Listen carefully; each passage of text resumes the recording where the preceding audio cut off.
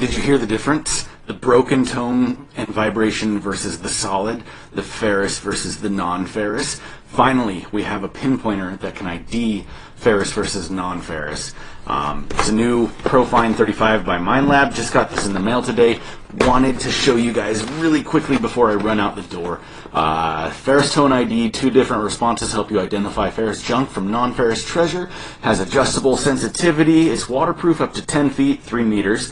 Tie-Viz, obviously, audio and vibration, holster and lanyard with a battery included, $129 USD. This is going to be hard to beat, you guys. I've been wanting a new pinpointer with this capability for a long time.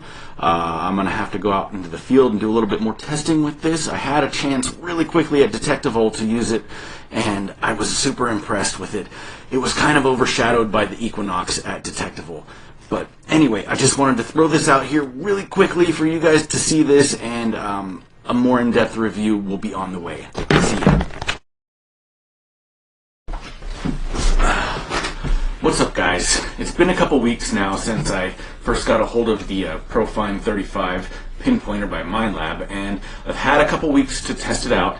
I've got to say, I'm very, very impressed with its ability to discriminate between ferrous and non-ferrous targets. This comes in really handy, especially if you're in an iron-laden site and you're coin hunting, because how many times have you gotten inside that hole and you start probing around and you pull out a nail, and then you stand back up and you get your machine out, and then you hit it and you hear a high tone in there still, so you get back down and you pull out another nail and then you stand back up, and this process goes on forever. This takes a lot of that up and down sequence out of the picture. So you can just stay down and listen for that non-ferrous target, pull your coin out, get up, rescan the hole, because that's what we do. It's good practice to do that, and move on. It saves you a lot of time. I am especially digging that this is fully submersible, and I know a lot of people have talked about, its abilities for hunting in underwater situations and coin hunting, but no one has talked about its potential for prospecting yet. This is going to be an amazing tool for those people that like to do sniping and crevicing in rivers and things like that, where you go down and you stick this in some cracks in bedrock and you just listen for that non-ferrous tone. And this essentially becomes like the world's smallest metal detecting coil, and it gets you into a lot of places where gold likes to hang out, and no one has talked about that yet. So we're going to test it on some gold here today as well, so we can kind of get an idea about how sensitive this would be for gold prospecting applications. For that, we're going to use this as a measuring device. I want you guys to see how small this gold is that we're going to be testing. Can you even see that? I mean, that is teeny, teeny tiny.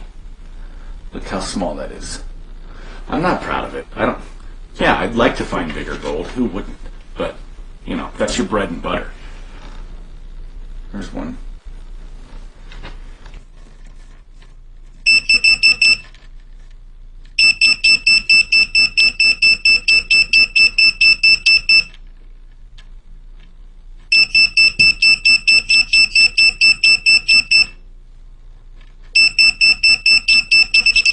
As you can see with the sub-gram gold nugget, you've got to be about a 1/4 inch or less away before the pinpointer will start detecting it.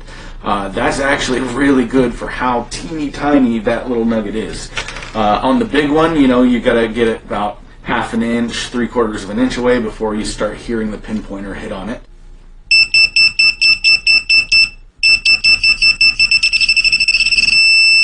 And just for kicks, throw in the silver quarter test there, and I would say the test that I found to be most interesting was how good this can ID iron within about an inch.